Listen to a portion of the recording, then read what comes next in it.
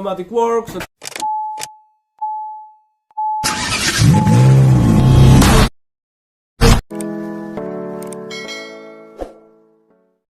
Let's go, Automatic Works, December 27. December 27 ngayon, araw ng Friday. So, paisa-isa lang customer natin ngayon mga sir. Ito yung sitwasyon ng shop. Ayan, may ginagawa kami ditong Toyota Fortuner na 3.0 D4D. So, kanina dito merong Honda CRV na yung 2010 na Honda CRV yata yon. Bangga, napalitan na ng radiator, tapos yung condenser na aircon, tapos isang Honda City. So wala nang tao dito.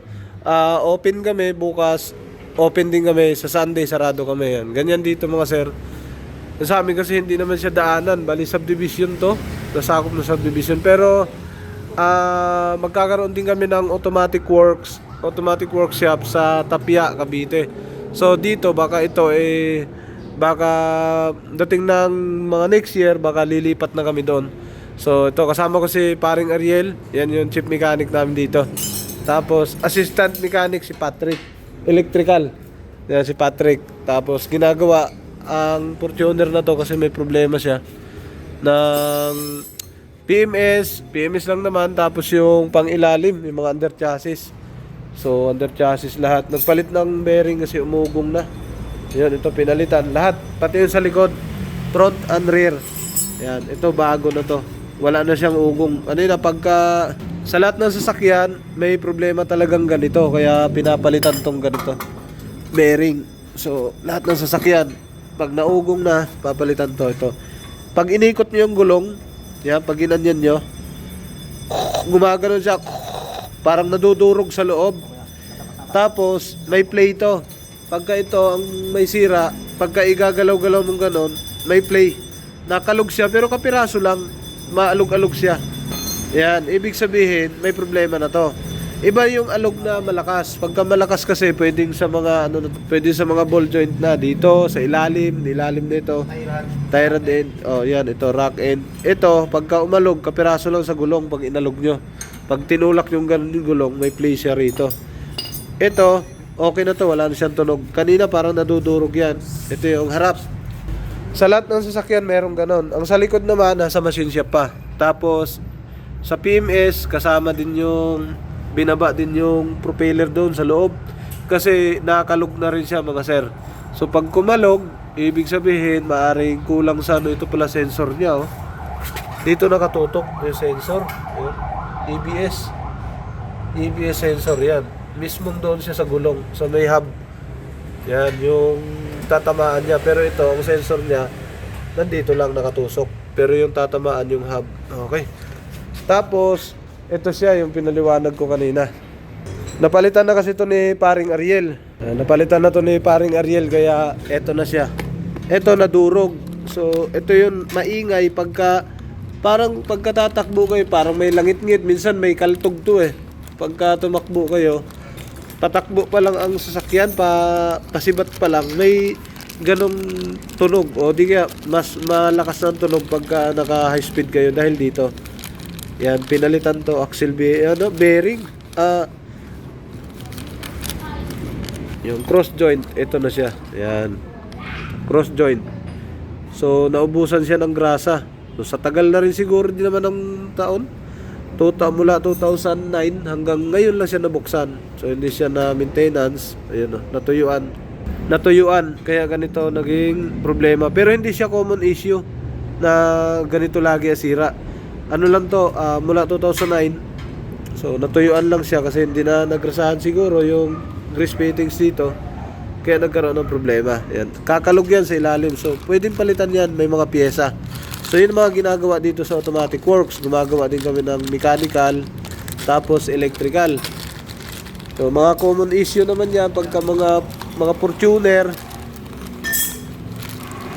Alam mo naman, mga PMS lang din. Dapat maalaga sa PMS. Yan ang una. Tapos pangalawa, yung blackout ng cluster gauge. So ito, dalawa to. Kasi yung dalawa sa gilid, tapos dalawa din sa gilid.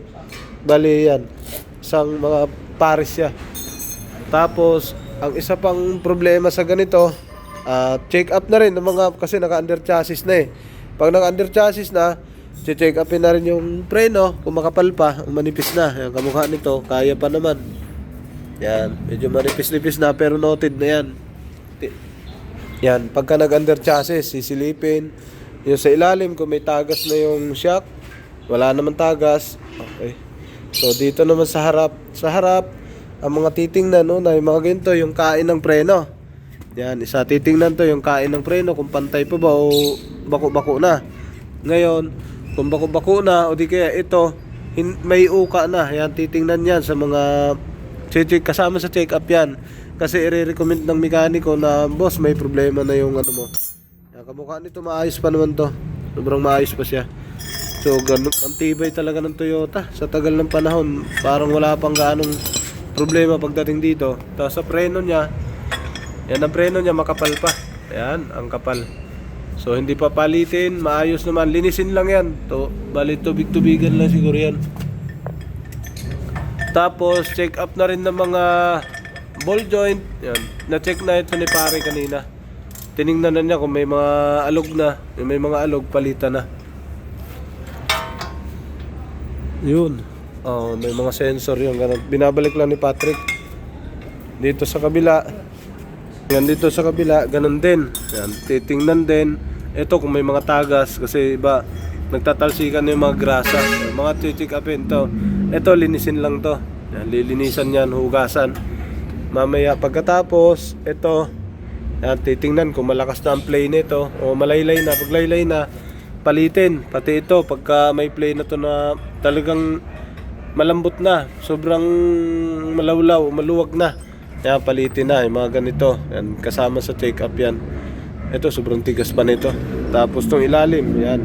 Kung may play na tong ilalim, yan, may play, malakas na ang play, hindi na pwede yan. Tapos ito, ito, kaunti na lang to. Ito, yung kamukha nito. Preno, sa taas preno. Ito, yan, kamukha niyan. Yan, may chance ng ano yan, malapit na yan. Oo, malambot na. Malambot pero wala pang play. Oo, wala pang ano, malambot pa lang siya. Wala pa siyang, kasi pagka nasira na, tutunog na yan. Makakarinig na kayo ng, pagka kayo nagmamaneho, maririnig nyo na yung tunog niyan. Magugulat na kayo, ba't may ganung tunog parang kinakayod? May kinakayod, yun parang gumaganon yan na yun. Tapos, yun lang, titingnan. Linisin, pag may dumi, linisin. Tapos, hugasan. Hugasan lang naman. Dito madilim. Ganun din. Dito sa likod, inspection lang din. Tingnan mga kung anong dumi o may tagas. Yung may mga basa-basa. Yung kamukha dito, kadalasan yan dito. Pagka may sira na to, mga may basa-basa na dito. Minsan malalakas na. So, recommend na butas, singaw, palitan na. So ito Toyota naman to, kaya matibay yung preno, ganun ulit. Check up sa preno. Yan. Sa mga gulong, ang kain ng gulong, titingnan din yung kaliwa kanan na kain. So yun yung mga ginagawa pagka nag-under chassis kami. Tapos i-recommend sa customer kung ano yung mga papalitan o i-repair lang. Tapos adjust ng handbrake. Yan. Titingnan niya mga adjustment ng handbrake. Okay, tapos doon sa ilalim, okay na tayo doon. So may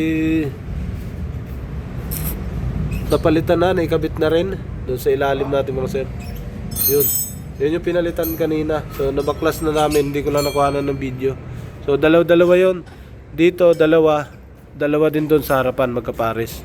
So isang diretso sa tubo, isang haba, dulo-dulo nagkaroon ng ano. Kaya may tunog na siya. Tapos ano yan, pagka inikot mo, pak-pak, gumagano na parang may play na siya. Alright, so ito yung mga gawa namin dito sa Automatic Works. So ngayon, nakabakasyon mode ang mga customer, kaya eto maluwag na maluwag kami ngayon kasi minsan yan, sa maliit lang yung parking, bali ang kasya dito, 1, 2, 3, 4 lang, sikip na yan, sikip na sa 4. Kung malalaki mga SUV, mahirapan yung 4. So mga sedan lang yung 4, tapos doon na sa labas yung iba nakaparada. Pero ayos lang dahil next time, next year, pagpalain tayo ng may kapal, pagpalain tayo, bibigyan pa tayo ng karagdagang swerte. So, medyo malaki-laki na ang ano namin para ma-accommodate lahat ng customer. Kasama ko si paring Ariel, mechanic. Kaway dyan, pre. Shout out, guys. Oh, yan si paring. Sa nanonood natin si Boss yan ang lady. Boss yan. Boss yan. Yung mga kasama kasi naming dalawa umuwi ng Leyte. So kami lang muna. Yung kaya lang munang gawin. Yun, Automatic Works. Salamat sa inyong lahat. Boom, mabuhay. Yo, what's up? Welcome back to my channel, Automatic Works.